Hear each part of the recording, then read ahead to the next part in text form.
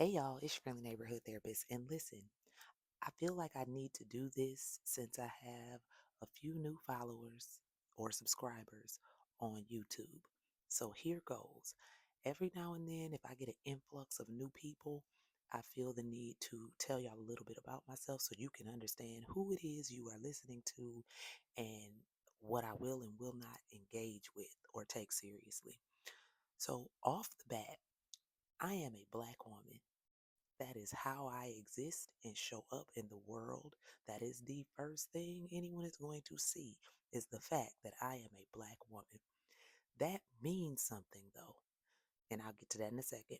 Now, I am also a bunch of other things. I am a mother, I am a wife, I am a daughter, a sister, a friend, I am a therapist, I am several other things, but none of these titles outweigh the fact that I am a black woman.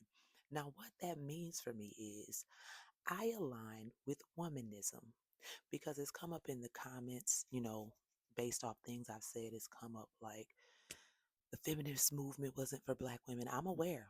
Oh, I'm hyper aware that the feminist movement was not for black women. hmm And here's what I'm going to give y'all some information so that you can know a little bit more about who I am. So, womanism is committed to the survival of both women and men and desires a world where both women and men can coexist together peaceably, okay, and equitably. But all this while maintaining their cultural distinctiveness. Now, the primary reason that womanism even became a thing is because feminism only focused on gender. And at the end of the day, I cannot separate being a woman from being black. I am both, and those two intersections cause me to have very specialized issues within this white supremacist world, okay? This patriarchal world and society.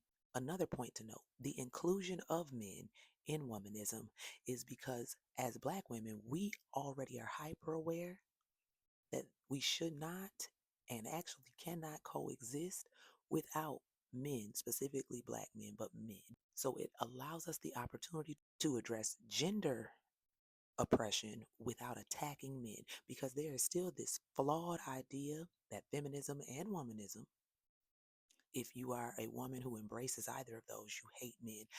I have told y'all words matter. That is a misandrist. I don't hate men. I have a husband, a father, uncles, grandfather, and I have two sons. I don't hate men. No, indeed. But I will always, always point out any forms of oppression. Now, that being said, if you are following me or subscribe to me now, you need to understand something. I advocate for any marginalized group. I don't care what your intersections, if you are in a marginalized group, I'm going to advocate for you. I'm going to speak up when things are wrong. I'm going to talk about oppression that any marginalized group faces. That's what I'm going to do. Another major thing with womanism is it is a collectivist mindset. Okay. I know we live in westernized society where it's this individualistic mindset. That is not how I operate. I still am very big on it takes a village. Even though sometimes it seems like that village is now non existent, I still have a village and I'm grateful for it. So I still advocate for that because it is necessary. Now, that being said, if you come over here and you attempt to support or advocate for one marginalized group, and you do so by downing or being ignorant towards another, that's not the flex you think it is. Don't do that, okay? So you will never hear me advocate for black people by putting down the LGBTQ people. And you want to know one of the main reasons that is? Because there are black people who are LGBTQ. Fascinating, ain't it? Yes, see, when you do that, you neglect to understand that there are people who hold both spaces. There is not this different agenda. There is just differences in issues sometimes, but all marginalized, oppressed people face the very same things.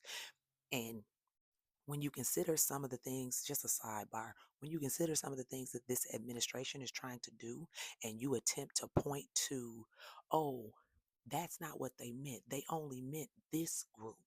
For example, with the whole segregation thing, I had folks trying to clarify for me. No, they only meant that they don't want men using women's bathrooms, which was their way of being transphobic, which is already a problem for me because I don't rock like that. But no, what you fail to understand is when one oppressed, marginalized group is under attack, it is only so long before it trickles to the other ones. So when you start with one group, eventually it will be more groups. A very good example of this that you can read in poetic form would be a poem called First They Came by Martin Niemöller. That poem is very helpful in understanding how first they come for this group, but I'm not a part of that group, so I don't care. But then they come for this group, but I'm not a part of that group, so it's not affecting me. And they come for this group and this group and this group until it comes to me. And now, because I didn't speak out for all those other groups, there is no one left to speak out for me. So, see how that works? That's why it's not the flex you think it is when you say things like, oh, but this ain't about the LGBTQ people. They're separate. No, there are Black LGBTQ people. So be clear while you are here that I, first and foremost, will always center Black women. I will always then center Black people. And then I will always, always center any other marginalized, oppressed group. And marginalized, oppressed groups always have multiple intersections. Okay. So I just wanted to make that clear for y'all so that you can be aware of where you are and things that I'm just not going to tolerate or engage with. You say certain things and I already know how you thinking based off of that. So yeah, you can't want to end depression and be an oppressor to another group. Doesn't work like that. All right, y'all. Just wanted to fill y'all in on where you are. I'm also very big on educating. I'm very big on bringing awareness to things. I'm very big on mental health, very big on history, specifically Black history and women's history. I'm very big on these things. So that is often what you're going to hear me talk a lot about. Also, very big on things like religion and politics.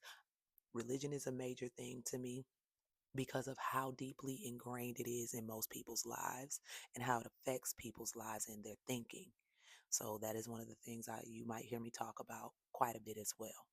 So just wanted to make sure you were aware of who you were following, subscribing to, so you can understand maybe a little bit more about why I say the things I say. Now, I hope that that means that you will stay with me and stay supporting my content. All right? Y'all have a beautiful, wonderful rest of the day, and I will holler at y'all later.